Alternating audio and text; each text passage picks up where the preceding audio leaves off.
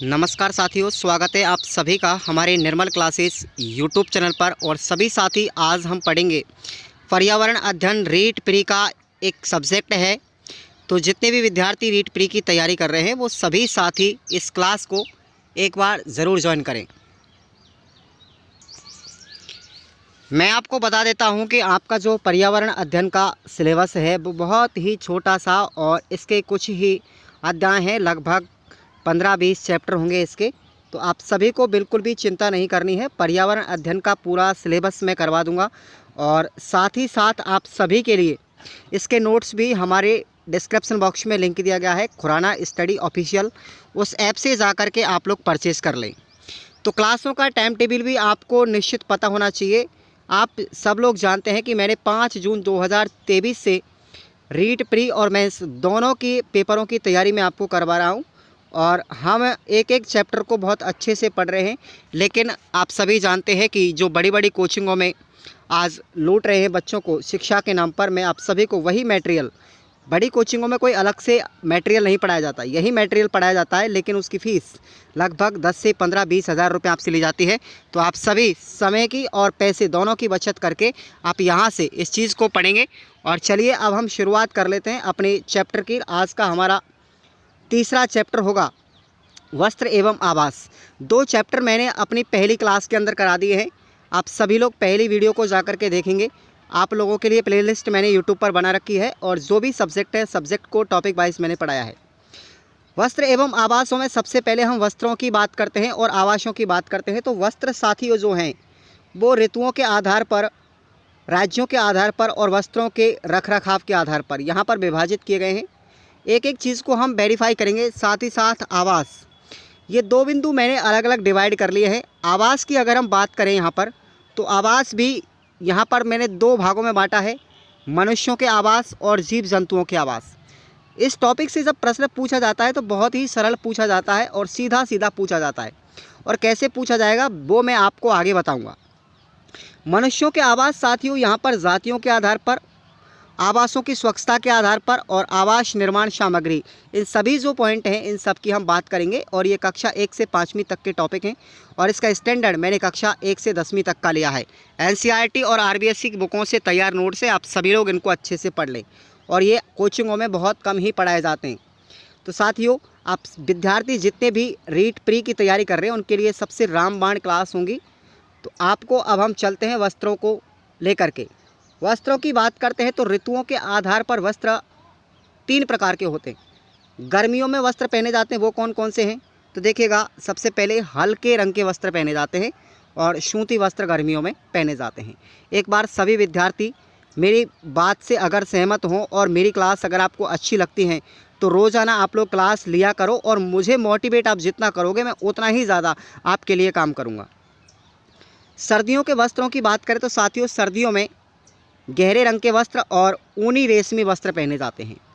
लेकिन बरसात के वस्त्र कैसे होते हैं? बरसात में हम रेशम के तथा नायलॉन के वस्त्र पहनते हैं। देखो कितना बेसिक से मैं आपको पढ़ा रहा हूँ, उसके बावजूद भी अगर आप नहीं समझ पाते हैं तो ये आपका दुर्भाग्य है। और मुझे तो इस चीज़ का सौभाग्य भी मिला है कि मैं इन नोट्सों से पढ़ करके पर्यावरण के अंदर मेरे 28 प्रश्न सही हुए थे 30 में से प्री के अंदर। तो बड़े सौभाग्य की बात है ये। तो ये नोट्स मुझे मुकेश पंचोली जी ने बहुत दिन पहले ही प्रोवाइड करवाए थे, और सिलेबस आपका अभी तक चेंज नहीं हुआ, यही सिलेबस रहेगा प्री का। अब हम बात करते हैं राज्यों के आधार पर वस्त्र कि प्रत्येक राज्य में कौन कौन से वस्त्र पहने जाते हैं स्त्री और पुरुषों के द्वारा, वो भी आप लोग देखेंगे। सबसे पहले बात करते हैं हम जम्मू कश्मीर राज्य के वस्त्र। तो जम्मू कश्मीर के अंदर फिरन जो वस्त्र है साथियों, वो एक पुरुष और महिलाओं का वस्त्र है, इसको स्त्री और पुरुष दोनों पहनते हैं।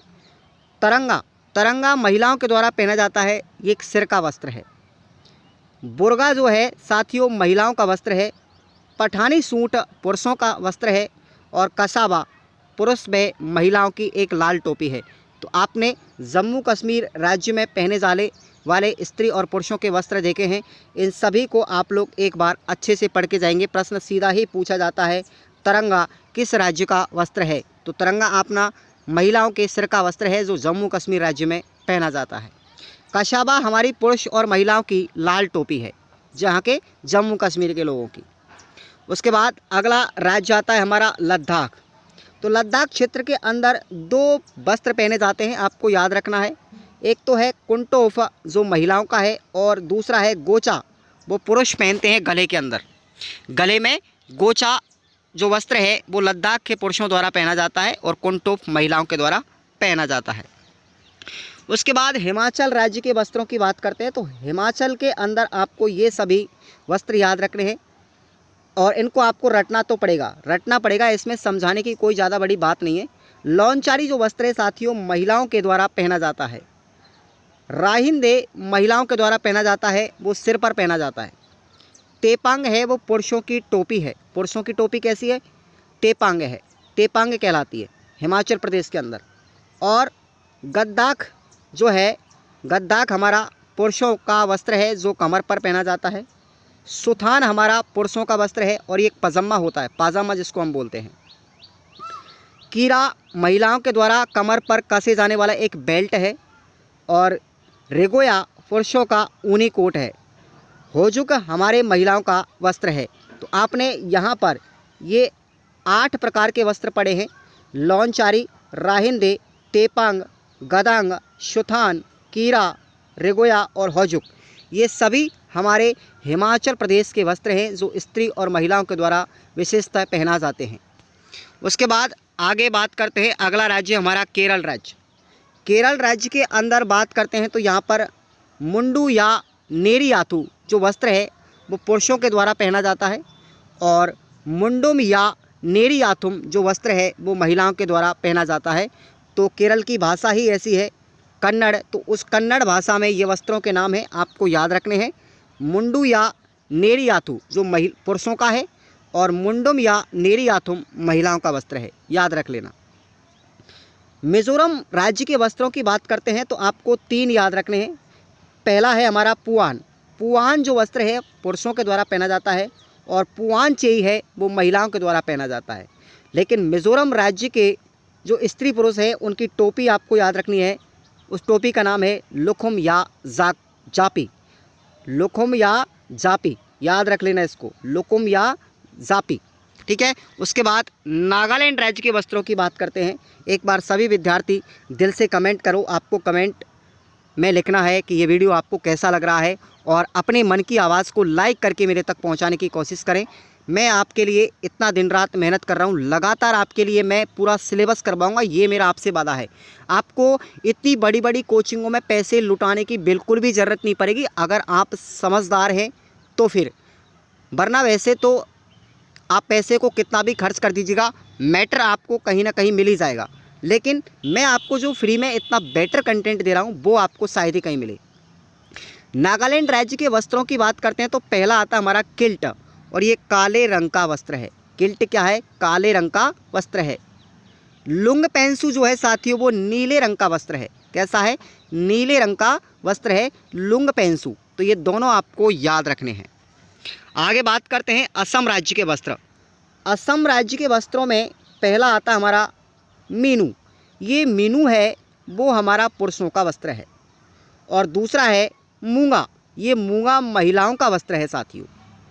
और तीसरा है रिन सासो, ये रिन सासो पुरुषों का वस्त्र है और ये गले का एक स्कार्फ जैसा होता है। तो आपको यहाँ पर रटना ही पड़ेगा, इसमें समझाने की कोई ज़रूरत नहीं है, ये बात आप लोग ध्यान रखें। कैसे भी करके जैसे तैसे आपको पढ़ना पड़ेगा ये। झारखंड राज्य के वस्त्रों की बात करते हैं साथियों तो पहला वस्त्र आपको याद रखना है भागवान, जो पुरुषों के द्वारा पहना जाता है। और दूसरा है पांची व पहरहान, ये हमारे महिलाओं के द्वारा पहना जाता है। भागवान जो है पुरुषों का और पांची व परहान महिलाओं का वस्त्र है जो झारखंड राज्य के लोगों द्वारा पहना जाता है। आगे बात करते हैं अरुणाचल प्रदेश राज्य के वस्त्र। अरुणाचल प्रदेश के 2 वस्त्र आपको याद रखने हैं। पुरुषों के द्वारा पहना जाता है मुकाक और महिलाओं के द्वारा पहना जाता है मुकाइक्स। कौन सा है? मुकाइक्स महिलाओं के द्वारा पहना जाता है और पुरुषों के द्वारा मुकाक पहना जाता है। एक बार इस वीडियो को आप 2-3 बार रिपीट करेंगे तो आपको याद हो जाएगा। त्रिपुरा राज्य की बात करें तो त्रिपुरा राज्य में पुरुषों के द्वारा जो वस्त्र पहना जाता है वो है रेकुटू गमछा। क्या है? रेकुटू गमछा।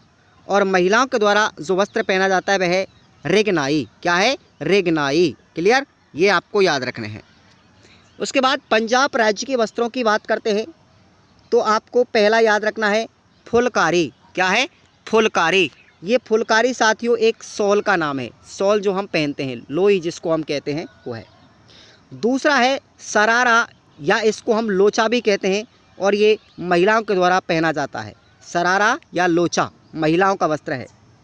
उसके बाद है टांबा, या फिर इसको हम तेमत भी कह सकते हैं, और ये पुरुषों की एक धोती का प्रकार है। पुरुषों की धोती क्या है? टांबा या तहमत, पंजाब के अंदर। उसके बाद लक्षद्वीप राज्य के वस्त्रों की बात करते हैं तो पहला महिलाओं के द्वारा जो पहना जाता है वो है कांची। क्या है? कांची महिलाओं के द्वारा पहना जाता है। और थाटम जो है वो भी महिलाओं के द्वारा पहना जाता है, लेकिन सिर पर ओढ़ा जाता है साथियों, ये सिर पर ओढ़ा जाता है थाटम। अगला राज्य हमारा मणिपुर। मणिपुर राज्य की बात करते हैं तो यहाँ पर पहला जो पुरुषों की धोती है वो है खामेन चाप्टा। खामेन चाप्टा पुरुषों की एक धोती है, और महिलाओं के द्वारा जो वस्त्र पहना जाता है वह है फेनेक। क्या है? फेनेक महिलाओं का वस्त्र है मणिपुर राज्य में। उसके बाद हम बात करते हैं सिक्किम राज्य के वस्त्रों की। तो सिक्किम राज्य में पुरुषों का जो वस्त्र है वो है साथियों थोकरो डुम। कौन सा है? थोकरो डुम। और महिलाओं का जो वस्त्र है वो है हमारा डुम डुम। ठीक है ना? पुरुषों का कौन सा है? थोकरो डुम, और महिलाओं का कौन सा है? डुम डुम। गुजरात राज्य की बात करते हैं तो गुजरात में पुरुषों के द्वारा पहना जाता है कफानी व फरहान, और महिलाओं के द्वारा पहना जाता है वो है आभा या कांजरी। तो इसके उपनाम भी हैं। ये एक चीज़ को दो नामों से भी जाना जाता है। मेघालय राज्य की बात करते हैं तो मेघालय राज्य के महिलाओं और पुरुषों के वस्त्र हैं साथियों डकमांडा। महिलाओं के द्वारा कमर पर बांधा जाता है, और जैन सेम जो है वो महिलाओं का वस्त्र है। ये आपको याद रखने हैं। अब कुछ वस्त्र ऐसे भी हैं जो भारत में और पहने जाते हैं, जैसे नवाबारी।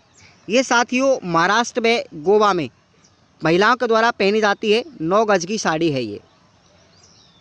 पुरुषों के द्वारा ये एक धोती पहनी जाती है कर्नाटक राज्य में, जिसको हम धोतरा कहते हैं। क्या है? धोतरा पुरुषों के द्वारा कर्नाटक राज्य में पहनी जाने वाली धोती है। उसके बाद गोवा में महिलाओं के द्वारा पानो भाजू पहना जाता है। क्या है? पानो भाजू गोवा की महिलाओं के द्वारा। उसके बाद है लंगा बोनी। लंगा बोनी दक्षिणी भारत की नवयुवतियों के द्वारा पहने जाने वाला एक वस्त्र है। उसके बाद तिमियाक। तिमियाक साथियों ये टुंड्रा प्रदेश में जो पुरुष हैं उनके द्वारा पहने जाने वाला वस्त्र है। तो आपको ये सब याद रखने हैं। उसके बाद अगला पॉइंट आता है हमारा वस्त्रों का रखरखाव। हम 3 तरीके से कर सकते हैं, वस्त्रों की धुलाई करके, वस्त्रों की प्रेस करके, और वस्त्रों की सुरक्षा करके। ठीक है ना? बहुत सिंपल सा प्रश्न बनता है यहाँ से। उसके बाद आते हैं हमारे आवास चैप्टर पे। चैप्टर नंबर 4 है हमारा ये। तो आवास से प्रश्न भी पूछा जाता है, और सीधा ही पूछा जाता है कि भाई खरगोश कहाँ पर रहता है, शेर कहाँ पर रहता है, चूहे कहाँ पर रहते हैं। ऐसे प्रश्न पूछा जाएगा सीधा। तो जीव जंतुओं के आवासों की बात करते हैं सबसे पहले हम। तो देखिए बिल में रहने वाले जीव जंतु कौन कौन से हैं आपको याद रखना है। सांप है, चूहा है, खरगोश है, चींटी है, और गोयरा है। ये बिल में रहने वाले जंतु हैं। उसके बाद घोंसलों में रहने वाले कौन कौन हैं? तो घोंसलों में चिड़िया, कबूतर, बुलबुल तथा अन्य पक्षी सभी घोंसलों में रहते हैं। गुफा के अंदर शेर, लोमड़ी, भालू और तेंदुआ ये सभी किस में रहते हैं? गुफाओं में रहने वाले जानवर हैं। अगर पेड़ की शाखाओं की बात करते हैं तो पेड़ की शाखाओं पर बंदर, सील और कौवा ऐसे पक्षी या जानवर रहते हैं। क्लियर? उसके बाद घर में रहने वाले कौन कौन हैं? छिपकली, कुत्ता, बिल्ली। ये सभी मैंने एनसीईआरटी की बुक से उठाए हुए हैं, तो आप सभी को याद रखना है ये। उसके बाद छत्ता जिनका बनता है, तो छत्ता साथियों जो बनता है वो मधुमक्खी और ततैया का बनता है, और मधुमक्खी ततैया जो है वो छत्ते में रहते हैं। उसके बाद जल में रहने वाले जैसे मछली है, मेंढक है, ठीक है ना, मगरमच्छ है, ये सभी जल में रहते हैं। उसके बाद बाड़ा या छप्पर में रहने वाले जैसे गाय है, बकरी है, भेड़ है, भैंस है, ठीक है ना, ये सभी बाड़ा या छप्पर में रहते हैं। अस्तबल में कौन रहता है? एकमात्र घोड़ा। ये प्रश्न पूछा गया है, ठीक है ना। घोड़ों को बांधने का एक स्थान क्या कहलाता है? अस्तबल कहलाता है। जबकि मुर्गियों में किस में रखा जाता है? दड़बा में रखा जाता है। मुर्गियों का स्थान क्या कहलाता है? दड़बा। और मकड़ी में किस में रहती है? मकड़ी साथियों जाल बना करके रहती है। क्लियर? तो ये आपको जीव जंतुओं के आवास थे, कुछ मैंने आपको बता दिए हैं। अब हम बात करेंगे मनुष्यों के आवास की। तो मनुष्यों के आवास जातियों के आधार पर अनेक प्रकार के हैं, पहला पॉइंट। दूसरा पढ़ेंगे हम आवासों की स्वच्छता कैसे रख सकते हैं। और तीसरा है कि आवास बनाने में कौन कौन सी सामग्रियां उपयोग में ली जाती है। चलिए अब हम बात करते हैं आगे अगले पॉइंट पर। अब विभिन्न प्रदेशों के अंदर जो आवास हैं जातियों के, वो कौन कौन से हैं, आप सभी को यहाँ से प्रश्न देखने को ज़रूर मिलेगा एग्जाम में, और हर बार एग्जाम में यहीं से प्रश्न पूछा जाता है इस चैप्टर से। इग्लू पूछा गया था अभी। इग्लू क्या है साथियों? इग्लू है वो उत्तरी अमेरिका का ग्रीनलैंड के आर्कटिक क्षेत्र के टुंड्रा प्रदेश में निवास करने वाली एस्किमो जनजाति का निवास है। बताओ इग्लू क्या है? एस्किमो जनजाति जो है अपनी उत्तरी अमेरिका के अंदर रहती है, टुंड्रा प्रदेश में उसका निवास स्थल है, उनको क्या कहते हैं? इग्लू कहते हैं। एक बार सभी विद्यार्थी वीडियो को लाइक कर दो यार प्लीज़, मज़ा नहीं आ रहा बिल्कुल भी। इतने निराश मत करो मुझे, मैं आपसे आज भी विनती कर रहा हूँ इस चीज़ के लिए, फिर बाद में आप मुझे विनती करोगे, फिर आप पछताते डोलोगे कि ये क्या हुआ, हमारा अमूल्य समय बर्बाद हो गया। और हमने अगर उनकी बात मान ली होती तो आज हमारे 2 साल का समय बर्बाद ना हो करके आज हम भी रीट में क्वालिफाइड होते। तो आइएगा, आप अपने मन में थोड़ा सा समय का सदुपयोग करते हुए अपने आप को संभालिए कि हमारा टारगेट क्या है। दूसरा आवास है साथियों ट्यूपिक। ट्यूपिक किस जनजाति का है? ध्यान रखो, ये भी एस्किमो जनजाति का है, लेकिन ये ग्रीष्मकालीन आवास। एस्किमो जनजाति के जो लोग हैं वो गर्मियों में जो आवास बनाते हैं उनको हम ट्यूपिक कहते हैं। कू भी एग्जाम में पूछा गया था। कू क्या है साथियों? कू एक आवास है जो भील जनजातियों का है। भील जनजाति का आवास क्या कहलाता है? कू कहलाता है। और यही एग्जाम में 2017 रीट में पूछा गया था प्री के अंदर। उसके बाद है युर्त। युर्त क्या है साथियों? ये गिरगिज जनजाति के लोगों का ग्रीष्मकालीन आवास है। क्या है? ग्रीष्मकालीन आवास। किसका? खिरगिज जनजाति का युर्त कहलाता है। उसके बाद अगला है बंगाल अरोक। बंगाल अरोक जो आवास है साथियों वो संभाल जनजाति के लोगों का आवास है। और उसके बाद है बिगबाम। बिगबाम है वो उत्तरी अमेरिकी जो अमेरिकी आदिवासी है उनके घरों को क्या कहते हैं? बिगबाम कहते हैं। लाइक कर दो भैया, लाइक कर दो, ठीक है ना? सभी विद्यार्थी लाइक कर दो, बस चैप्टर ख़त्म ही होने वाला है 2-5 मिनट में। अगला आवास है हमारा मुंसा। मुंसा जो साथियों आवास है वो हमारा उत्तराखंड की जो भोटिया जनजाति है उसके लोगों का शीतकालीन आवास है। सर्दियों के दिनों में उत्तराखंड की जो भोटिया जनजाति है वहाँ के आवासों को क्या कहते हैं? हम मुंसा कहते हैं। और साथियों जो मैत है वो मैत भी ग्रीष्मकालीन अवकाश है वो भोटिया जनजाति का है। तो भोटिया जनजाति के 2 आवास याद रखने हैं। सर्दियों का आवास कौन सा है? वो है मुंसा। और गर्मियों का आवास कौन सा है? मैत कहलाता है। उसके बाद है टपरा या डागला। टपरा या डागला जो है साथियों वो राजस्थान के आदिवासी जनजाति है, उनका आवास कहलाता है। आदिवासी आवास राजस्थान के अंदर वो क्या कहलाते हैं? टपरा या डागला। उसके बाद है अपना पड़वा। पड़वा जो आवास है साथियों वो राजस्थान के मरुस्थल में पाए जाने वाले घर होते हैं। राजस्थान के मरुस्थल में पाए जाने वाले घर क्या कहलाते हैं? पड़वा कहलाते हैं। उसके बाद अगला आवास है हमारा इज़बा। इज़बा जो आवास है साथियों वो उत्तरी रूस के ग्रामीण जनजाति के द्वारा बनाए गए आवास हैं। ग्रामीण जनजाति जो है ग्रामीण जो जनजाति है उसके द्वारा आवास बनाए जाते हैं। उन आवासों को क्या कहते हैं? इज़बा कहते हैं, जो उत्तरी रूस में है। उसके बाद अगला है होगान। होगान साथियों बात करें तो दक्षिणी व पश्चिमी अमेरिका के आदिवासियों के आवास कहलाते हैं। दक्षिण पश्चिमी अमेरिकी लोगों के जो आदिवासी हैं उनके घरों को क्या कहते हैं? होगान कहते हैं। प्रश्न यहाँ से ही बनता है एग्जाम के अंदर ज़्यादातर इसी टॉपिक से। अगला है झोपा। झोपा है साथियों वो शुष्क पश्चिमी राजस्थान के ग्रामीण क्षेत्र के लोगों के आवास कहलाते हैं। शुष्क पश्चिमी राजस्थान का जो क्षेत्र है वहाँ जो ग्रामीण क्षेत्र हैं वहाँ के लोगों के आवास को क्या कहते हैं? झोपा कहते हैं। अगला है हमारा अर्स। अर्स जो है साथियों वो भारत की नीलगिरी की पहाड़ियों में निवास करने वाले आदिम जनजातियों के आवास हैं, जिनको हम क्या कहते हैं, अर्श कहते हैं। थोड़ा सा और है बस, अब आपको हम लास्ट पॉइंट पढ़ाते हैं। आवास निर्माण करने हेतु कौन कौन सी सामग्री काम में आती है। मकान निर्माण के लिए सामान्यतः उस सामग्री का उपयोग होता है जो आसपास आसानी से उपलब्ध हो जाती है। बर्फीले इलाकों में मकान बर्फ़ के बनाए जाते हैं। मकान किसके बनाए जाते हैं? मकान बर्फ़ के बनाए जाते हैं बर्फीले क्षेत्रों में। भूकंप की अधिकता वाले क्षेत्रों में मकान लकड़ी के बनाए जाते हैं। याद रखना, भूकंप जहाँ पर सर्वाधिक मात्रा में आता है वहाँ पर लकड़ी के मकान बनाए जाते हैं। जंगली आदिवासियों के द्वारा मकान लकड़ी के लट्ठों तथा घास फूस से बनाए जाते हैं। तो ये आपका यहाँ पर चैप्टर ख़त्म होता है साथियों। एक बार आप सभी विद्यार्थियों को मेरा दिल से हार्दिक अभिनंदन है। हमारे चैनल पर आप सभी विद्यार्थी वीडियो को लाइक करके जाएंगे मन से और कमेंट करके जाएंगे कि आपको ये वीडियो कैसा लगता है। और रेगुलरिटी बनाए रखने वाला विद्यार्थी ही मैं फिर बार बार आपसे मोटिवेट कर रहा हूँ कि रेगुलर जो विद्यार्थी बना रहता है वही अपने लक्ष्य को पाता है। और आप कितनी भी बड़ी कोचिंग में क्यों ना चले जाओ, अगर आप मन से किसी चीज़ को नहीं चाहते तो आपको वो लक्ष्य कभी नहीं मिलता। ये आप मेरी बात याद रखना। और जिस तरीके से आप सभी के आशीर्वाद थे, मुझे मेरा लक्ष्य तो प्राप्त हो गया, लेकिन अब आपको अपना लक्ष्य प्राप्त करना है। मेरा 3rd ग्रेड में चयन भी हो चुका है इस बार। तो आप सभी साथियों के लिए इस चीज़ के लिए मैं धन्यवाद देना चाहूँगा और आप मेरा साथ दीजिएगा। मैं आप सभी को एक निःशुल्क शिक्षा प्राप्त दिलाने की कोशिश करूंगा और आप सभी को मैं समय पर क्लासें लगाता रहूंगा। धन्यवाद। चैनल को सब्सक्राइब करके रखें और अपनी वीडियो को शेयर ज़्यादा से ज़्यादा मात्रा में लोगों को जोड़ते रहें। मिलते हैं अगले लेक्चर के साथ में, तब तक के लिए राम राम, खम्मा गढ़ी।